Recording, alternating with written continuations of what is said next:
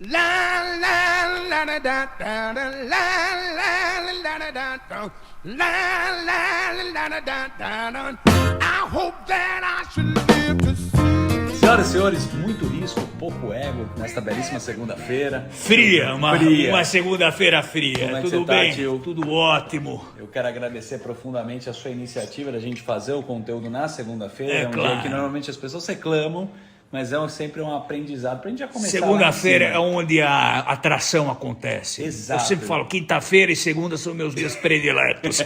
Quem já vai nesta pauleira. Daqui a pouco a gente vai apresentar uma convidada ilustre aqui nesse conteúdo que, no final das contas, a gente quer abrir a sua cabeça e entender o que está acontecendo para você investir melhor. Posso te falar um negócio? Diga lá. Todo mundo me pergunta no Instagram sobre o passado. Tá bom. Eu acho que o nosso podcast olha mais o futuro do que o passado. Perfeito. O passado está aí para a gente não pisar no mesmo calo duas vezes.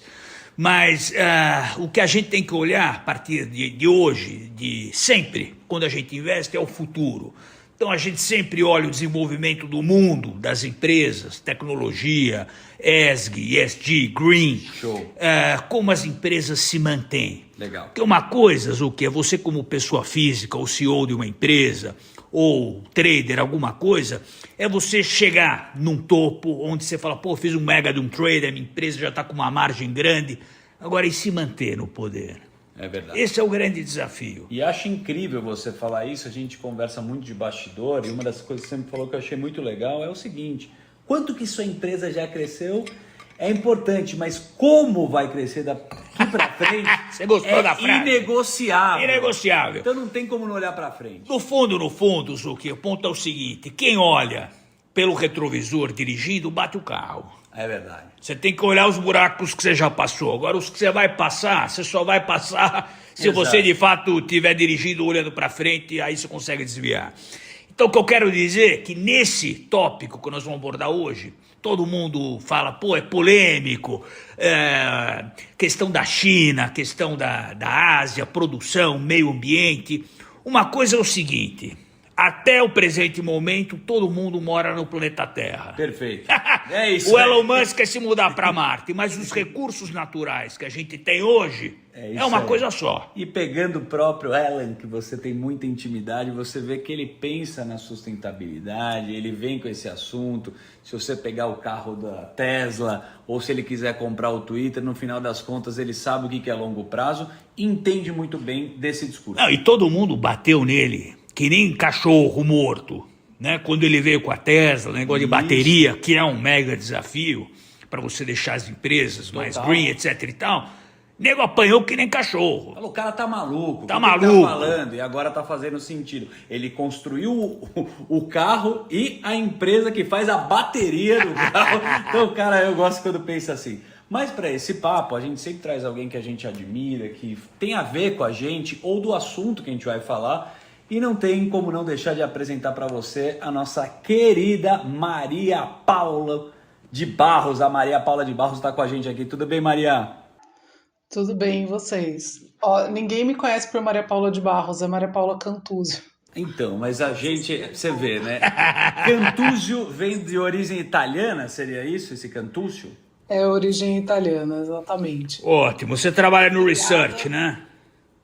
Desculpa, obrigada, é um prazer estar aqui com vocês hoje. Vamos conversar bastante. Só para dar uma pincelada com todo respeito no seu currículo aqui, ela é do Research, trabalha com estratégia, head de estratégia de ESG, de ESG, né? Responsável por analisar as práticas de ESG das companhias de capital aberto e também manter, obviamente, uma carteira sugerida de ações baseadas nessa métrica. Tô correto? Tá correto, tem aproximadamente quase 2 anos que eu estou ali na equipe de Research do Santander, liderando a análise ESG para todos os setores e a gente também tem uma carteira sugerida desde janeiro de 2021. Ótimo, me fala um negocinho, Maria Paula, o ponto é o seguinte, como é que você enxerga ao longo de 10 anos para cá a mudança e a necessidade de ter empresas sustentáveis e mais green? O que você tem no teu feeling, no teu radar, a evolução e a mudança de comportamento, não só do investidor institucional, mas como práticas globais, pessoa física, governo. Dá uma visão geral de como é que você enxerga essa necessidade daqui para frente, de 10 anos para cá e daqui para frente. Manda bala. As práticas ESG elas têm avançado bastante, né? Acho que a pandemia colocou um foco muito grande sobre o assunto, mostrando aí a disparidade entre os países em relação a políticas de saúde e o gap também de renda que os países tinham entre si. Mas mais do que isso, o que a gente viu foi uma resiliência muito grande dos investimentos ESG, né? Então, no pico da pandemia, por exemplo, abril de 2020, a gente teve os mutual funds lá dos Estados Unidos, os 17 maiores mutual funds focados em temas ESG, 12 deles performando acima do S&P, o que é uma grande diferença quando você compara com o universo de fundos tradicionais. E além disso, enquanto você teve resgates, né, do mercado de fundos em geral, os fundos ESG, na verdade, viram uma entrada de fundos bem substancial. E quando o mercado voltou a abrir, digamos assim, né, no mercado de renda fixa, a gente viu o mercado de green bonds voltando de forma muito mais rápida do que o mercado de bonds tradicionais. E mesmo trazendo isso para a realidade aqui do Brasil, né, a gente tem visto investimentos ESG crescendo na casa aí acima de 100%, tanto fundos de equity quanto o mercado de renda fixa. E hoje, do total que as empresas brasileiras emitem lá fora, né, de bonds, quase 40% já é algum tipo de instrumento green, seja green bond, seja sustainability linked bond, e antes da pandemia esse percentual ficava abaixo de 5%. Então, investidores ao redor do mundo olhando muito para o tema e muito puxado por Europa, né, que lá você tem... A Europa está muito focada em ESG. Deixa eu te fazer uma perguntinha. Voltando, você falou, a rentabilidade, né, dos fundos tiveram uma performance melhor do que os tradicionais. No final da linha, se você abrir esse leque, o que na tua visão, Maria Paula, o que de fato, no final da linha, na prática, o operacional, impactou no retorno? Qual foi o direcionamento e o motivo desse impacto diferente nos fundos ESG do que os tradicionais? O que você enxerga que isso levou a essa performance que você está dizendo? Aí a gente acho que pode dividir em duas frentes, né? Primeiro, o mercado todo fala que os fundos ESG são muito focados em tecnologia, principalmente nos Estados Unidos, e isso é verdade num momento de mercado em que commodities, principalmente fósseis, estavam caindo de preço e as empresas performando mal. Esse seria um ponto, né? Hoje a gente vê o contrário, né? Empresas tech performando pior e empresas de combustíveis fósseis melhor por conta aí da alta de preços. De timing, esse seria né? Mais de timing. Pontos.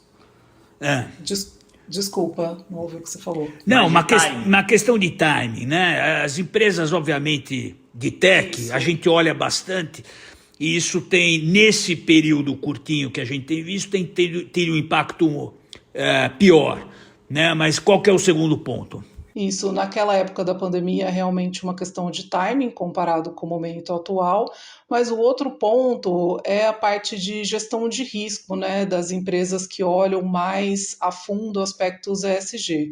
Então, a maior parte dos investidores que olham para temas ESG é olhando para a questão de mitigação de risco e entendendo que uma empresa que está mais bem preparada para passar por situações de estresse, ela performa melhor no longo prazo, né? Porque ela tem ali as ferramentas necessárias para passar por esses períodos de maior estresse. Boa, você vê que ela dá aqui uma análise espetacular. É um foguete, né, do Santander, tá voando. Agora eu quero fazer uma provocação para os dois aqui, se é que você me permite.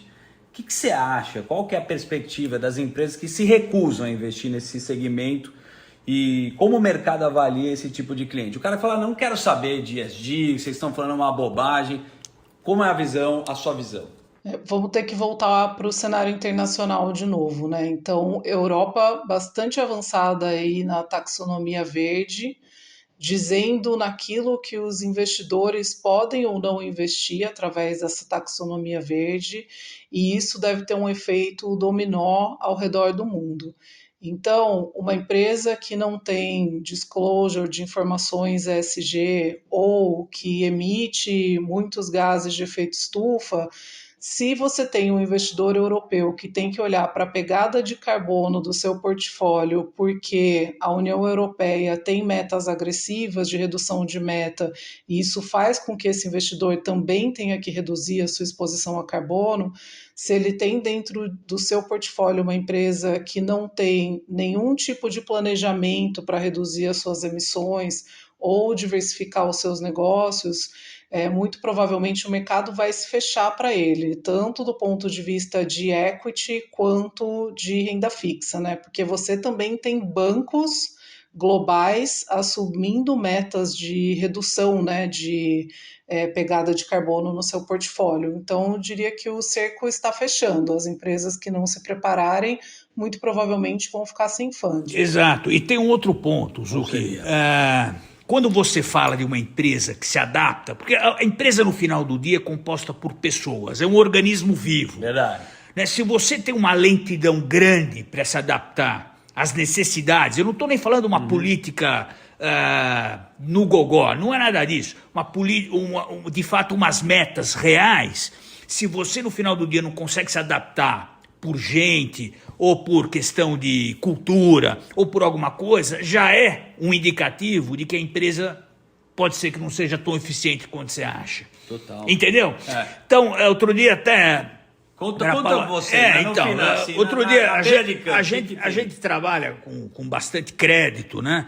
E acho que a Maria Paula também consegue depois agregar com essa análise. Outro dia me veio uma empresa pedir 100 milhões de reais, né? E a gente precisou ir na unha. Onde que a gente vai? Para onde vai esse dinheiro? Bom, no final do dia, isso ia para uma mina de carvão. E uma mina de carvão hoje em pleno 2022... Não sei se pega bem. Fóssil na veia. Bom, a gente não conseguiu liberar o crédito. Eu dei a canetada final, recusado. Recusado.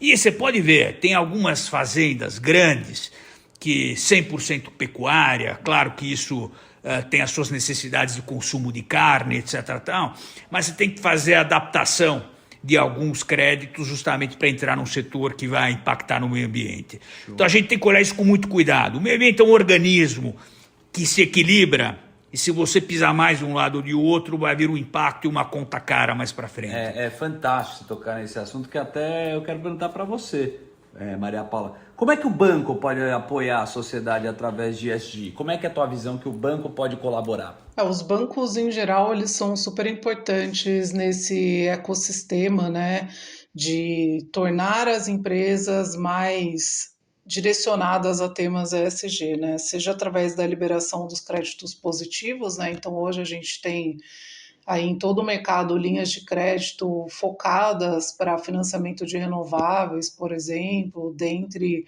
outras linhas focadas em aspectos sociais, e por outro lado, né, como eu comentei anteriormente, os bancos globais, eles têm assumido metas de descarbonização da sua carteira, então é interessante para eles ajudarem as empresas nessa transição, porque eles não querem deixar dinheiro na mesa, né?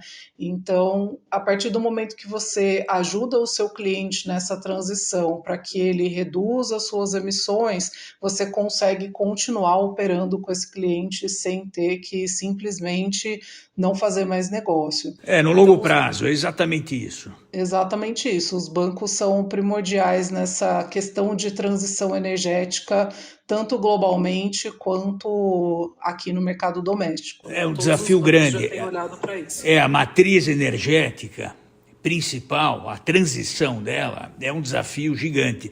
Maria Paula, você já olhou o mercado de baterias? Você já chegou a fazer research em cima disso, não? Sim, baterias, tanto baterias quanto toda a estrutura de renováveis, eólica, solar e os carros elétricos, eles são muito dependentes do setor de mineração, né? Então, quando a gente fez a análise do setor de mineração, automaticamente você entra nessa seara de baterias e vê o quão necessário os diferentes minerais serão no futuro por conta dessas ferramentas, né, mais renováveis. Legal. E é um desafio grande. O mercado mas- de bateria é gigantesco, Tá só falando vai agora, crescer. é recente até do Elon Musk. Agora deixa eu fazer uma pergunta. Qual que é o mercado, o segmento que mais aderiu sustentabilidade, na tua visão? Da minha visão, assim, o mercado mais certeiro na questão de renováveis, eu acho que seria a parte de gestão de floresta. Então, as empresas ali de pulp and paper já estão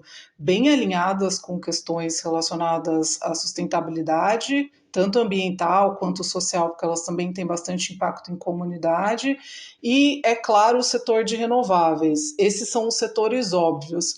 Mas eu te diria que os setores mais impactantes também, oil and gas, metals and mining, eles podem não estar muito avançados na questão de compromissos, porque muitos dos compromissos deles de descarbonização dependem de tecnologias a serem desenvolvidas, por exemplo, baterias, por exemplo, captura de carbono, por exemplo, hidrogênio verde, mas eles são os setores que mais dão disclosure das suas operações. Então, isso é um fato interessante, né? Porque como eles são os mais impactantes, digamos assim, eles quiseram ser os primeiros a dar informações ao mercado de tudo que está acontecendo internamente. Total. Eu vou fazer uma pergunta pro tio e eu quero também a tua visão, tá? O que você acha? Você acredita que as empresas estão realmente comprometidas ou é mais protocolar? O cara quer colocar o rótulo, porque a gente sabe, né, meu? O cara fala, eu sou ESG, eu tô protegendo o meio ambiente, eu tô pensando toda essa visão que você tá colocando. O cara também sabe jogar o jogo no mercado, né, tio? O que você acha? Zuki, deixa eu te falar um negócio. Quando você tem capital aberto ou investidores, nós estamos falando do Santander, que é um banco de capital aberto em mais de 15, 16 países. Verdade. Você precisa prestar conta para o mercado. Uma hora vem, Ninguém, né? você compra gogó? Não. Você vem chegar uma mulher que vai te cozinhar em casa e fala o seguinte, olha, eu faço um arroz e feijão maravilhoso, e ela não cozinha, você vai falar o quê? Vai comer pipoca de micro-ondas, não vai. Então, no final do dia, os investidores, e isso a gente olha, a lupa, quer ver número, quer ver resultado. Então, se o cara está fazendo, seja por ideologia, ou por onda, ou por qualquer outra coisa, se tiver número, tem resultado. Tem resultado. Como é que você avalia? Bom, eu costumo dizer que ESG é good for all, né? É bom para o meio ambiente, é bom para as comunidades, é bom para a sociedade, mas também é excelente para a empresa, né? Então, você pensa, uma empresa que olha para os recursos naturais que ela está usando e tenta reduzir, ser mais eficiente nisso, ele vai gastar menos com conta de água, menos com conta de energia, ele vai estar preparado para uma transição climática, porque lá na frente, se você tiver um imposto ou uma taxação de carbono, ele vai gastar menos. Se ele trata bem seus funcionários, ele vai ter menos turnover, vai gastar menos com treinamento. Se ele tem um bom relacionamento com as comunidades ao redor, ele vai ter menos contingente judicial, por exemplo. Então, a empresa também ganha, né, nesse sentido. É claro que a gente vê empresas que são muito vocais no assunto, que não estão fazendo tanto assim. Existem casos que o mercado chama de greenwashing, mas na minha visão é uma minoria, tá? Eu analiso empresas que têm capital aberto e eu vou te dizer que na minha visão, as empresas no Brasil, elas de fato fazem a diferença. Os investimentos sociais das empresas brasileiras no mercado vão muito além do benefício fiscal que elas têm. Você tem empresas que desenvolveram um índice de DH próprio para ver o quanto de desenvolvimento que eles estão trazendo para as comunidades locais. Então, existe quem faz greenwashing, mas é uma minoria. Eu vejo as empresas brasileiras bem engajadas e fazendo um trabalho bastante importante aí em relação a temas ESG. Exato. E eu vou complementar um negócio, Zuki. A gente teve em Nova York semana passada. Se você vir o dia a dia da tecnologia bancária, por exemplo, nós estamos falando de green, mas estou falando de algumas empresas de bancos lá fora. você vai ver que os caras estão anos atrás do mercado brasileiro. A gente, obviamente, tem uma porrada de problema aqui no Brasil, mas em alguns setores, as adaptações das empresas locais, ou como o próprio banco, que é espanhol, mas tem um braço muito forte no Brasil, é de cair o queixo. Como a Maria Paula falou, às vezes o impacto é muito maior do que um impacto fiscal ou um subsídio que o governo dá. No final do dia, no bolso, todo mundo quer ver resultado. Então, quando você tem um impacto além do fiscal, indo para o social, Legal. é good for all, entendeu? Good for all. Eu adorei good for all. Eu vou usar isso aqui, é um mantra agora. Good for all, good vou for usar all. em casa agora. Eu gostei desse good for all. Você quer comer o quê? Arroz e feijão é good for all, não tem problema. E me conta uma coisa, e como é que tá o ESG se desenvolvendo no Brasil em relação ao mercado global? Pois é um detalhe importante. Vamos falar aí. Maria Paula, dá um pouco da tua visão aí. O mercado brasileiro ainda está no começo, né, digamos assim, da jornada. Você já tem empresas dando bastante nível de disclosure. O Banco Central, aí um dos pioneiros a exigir que os bancos deem abertura de como as suas atividades trazem impactos ambientais, né, para o mundo, e isso bem alinhado com a taxonomia europeia. Mas, ao mesmo tempo, a gente vê os investimentos ESG ainda muito incipientes. Então, enquanto você tem investimentos ESG representando aí 30% dos investimentos globalmente, e até acima disso, quando a gente fala de Europa, no Brasil isso fica na casa de um dígito, né? A gente estima que seja ainda na casa de 5% dos investimentos totais do mercado. Claro que falta bastante desenvolvimento assim, do que deve ser classificado investimento ESG, e a própria CVM tem avançado nisso, mas a gente vê o Brasil ainda com bastante espaço para crescer nesse mercado aí de investimentos ESG, e do lado das empresas, as de capital aberto, claro, né, sempre focando nelas, elas já um pouco mais avançadas no disclosure. E o ponto é o seguinte, né? O Brasil é um país continental, então quando a gente fala de Alemanha, de França, obviamente que é um país menor, um país mais fácil talvez de gerir, e aqui no Brasil é um mundo, né? Então a gente tem que navegar. O bom é que sempre tem espaço para crescer no Brasil, Luque, em todos os setores. O próprio mercado financeiro, o próprio mercado de capitais ainda em desenvolvimento, e aí você vê que algumas empresas despontam.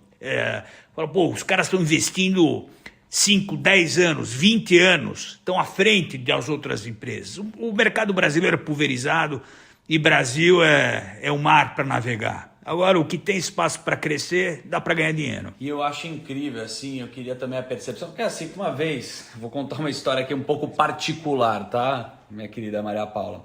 O tio me trouxe um vinho biodinâmico. Eu falei, desculpa, o que é vinho biodinâmico? E era caixera ainda. E era caixera. Eu falei, não, aqui na Europa os caras estão preocupados, como é que vai plantar e como é que tem uma cultura de querer se alimentar, putz, de ter superfood, de ver o rótulo do alimento. Vocês percebem, assim, que existe uma mudança também da cultura das pessoas? As pessoas estão se interessando, até mais jovens, ou o cara que já tem uma empresa, por esse assunto. Você acha que é uma coisa que está mais em voga agora, do cara ser mais curioso e pegou assim com a turma? Qual que é a tua visão? Eu vejo o consumidor muito mais consciente, né? Tentando ver a origem do produto ou o que ele vai consumir, se aquela empresa que produz aquele produto é socialmente responsável. É claro que no Brasil a gente tem um PIB per capita muito baixo, né, ainda. Isso é mais visível em países mais desenvolvidos. Mas eu acho que essa cultura tem crescido ao longo do tempo, as empresas têm acompanhado essa tendência para tentar não ficar de fora do mercado, e a tendência é que isso se expanda no longo prazo, se, claro, a gente continuar aí se desenvolvendo. Sem inventar a roda agora, você acredita que isso é possível, ter uma proposta de sustentabilidade, se for algo muito estruturado, na tua visão? Ou seja, uma empresa grande, pesada. Eu acho que não. Aliás, a gente é bastante procurado por empresas menores, né, que veem o assunto crescente aí no mercado como um todo e elas querem se preparar. Todo caminho ele tem um início, né? Então, qualquer ação que a empresa de qualquer tamanho que ela seja, que ela faça, ela está começando por algum ponto. Então, se você tem um mínimo de informações que você consegue já dar disclosure ao mercado, ou o mínimo de iniciativas que você possa fazer em relação a ESG, eu acho que isso já é importante. Não precisa esperar ter um plano super bem estruturado para depois falar ou mostrar para o mercado. Eu acho que toda ação importa. Show de bola. É isso aí. Agora, quando você lida com uma siderurgia, indústria pesada, aí você tem que ter um comprometimento numa outra escala, né? Show de bola. Posso fazer agora uma pergunta? Eu vou te falar primeiro, parabéns aí, que impressionante como você é didática, assim, você consegue fazer a gente entender um assunto que às vezes é um pouco complexo, não é todo mundo que... A gente tem investidores aqui que já são mais qualificados, que escutam o programa, mas você vê que Maria Paula deu show aqui. Obrigado, viu? Gostei do jeito que você explicou pra gente, foi bem bacana. Obrigada a vocês, um prazer. É só porque... Agora, desculpa quebrar o protocolo. Me conta uma coisa, como é que você se interessou? Como é que você foi parar no mercado financeiro? Como é que você foi trabalhar em banco? Normalmente você começa, né, tio? E a pessoa conta a história no começo, mas foi tão legal o papo aqui que eu queria que você abrisse os bastidores aqui. Desculpa entrar na sua intimidade. E fala um pouco de research, que esse é um business que faz total diferença no final do dia. Imagina, obrigada. Eu comecei minha carreira no sistema financeiro como banker, né, de empresas varejistas, e aí eu migrei para o time de research cobrindo o setor de varejo e naquela época cobrindo Natura. Então acho que foi meu primeiro contato com o tema ESG, foi ser analista de Natura. E passei aí quase 6 anos no research e fui para uma agência de rating fazer relacionamento com investidores. E as agências de rating, elas têm sido pioneiras em desenvolver aí scores ESG, produtos de análise ESG, de green bonds, de análise como um todo, de temas ESG. E foi aí que eu acabei aprofundando, né, o meu conhecimento, também o meu interesse. É um mundo que sempre me interessou, mas ele te conquista. Eu digo que hoje em dia eu sou uma analista financeira muito mais completa por analisar esses temas ESG como um todo. E demandada também, né? Pelo jeito. Sim, e demandada. E aí eu voltei então para o research, combinando a análise de research com os temas ESG. Tem quase 2 anos que é esse tempo aí que eu estou no Santander. Então, digamos que eu combinei as minhas duas paixões aí no Santander. É claro, o caminho o rio corre para o mar, entendeu? O rio corre para o mar, ou seja, o mundo está caminhando para esse tipo de investimentos, Zucchi. No final do dia é isso. Sensacional. Ó, a gente conversou aqui com essa simpatia que é a Maria Paula de Barros Cantúcio. Cantúcio, ela é italiana aqui, tem de origem italiana. É uma simpatia, deu uma aula pra gente. Obrigado, viu? Foi um prazer falar com você e com certeza a turma que escuta a gente aí teve um momento para aprender aí com os seus ensinamentos. E esse tema, Maria Paula, só para amarrar aqui, esse tema ele tem que ser conversado de tempos em tempos, porque como o mercado cresce muito, você mesma muito bem pontuou, o Brasil ainda está crescendo, então daqui 6 meses esse assunto vai ter um outro tipo de tamanho, mercado brasileiro e global. Com certeza, eu que agradeço a oportunidade, sempre que vocês precisarem, contem comigo, é um mercado muito abrangente, né, e que muda todos os dias, como vocês mesmos disseram. Obrigado. Ótimo. Me conta uma coisa, quem quiser te procurar, né, quiser falar sobre ESG, tiver uma empresa assim, um porte bacana, você tem um LinkedIn, uma rede social, se você quiser divulgar, vai ser um prazer aqui para a turma que escuta a gente. Tenho, o meu LinkedIn é Maria Paula Cantúzio, é só vocês me mandarem uma mensagem lá no privado que a gente pode conversar. Ótimo. Incrível, esse aqui ó, foi um papo que a gente teve de segunda-feira, um papo de segunda que não é na GNT, mas é no Muito Risco Pouco Ego. E é sempre agradável, porque assim, é de uma forma despretensiosa que a gente vai abrindo a cabeça, Exato. vai aprendendo. Muito risco, pouco ego, e tem que tocar a canção sempre que a gente fala sobre esse papo. Obrigado, Maria Paula. Valeu, tio. E hoje vamos tomar um suco, porque a segunda-feira Detox. pede. Um beijo grande. A gente viu? vai te mandar um vinho, tá bom? Depois, se você, não sei se você toma vinho ou se quiser, a gente manda um suco verde, tá bom? Não, pode ser o vinho, combinado. Vamos combinar. Um beijo grande. Obrigada.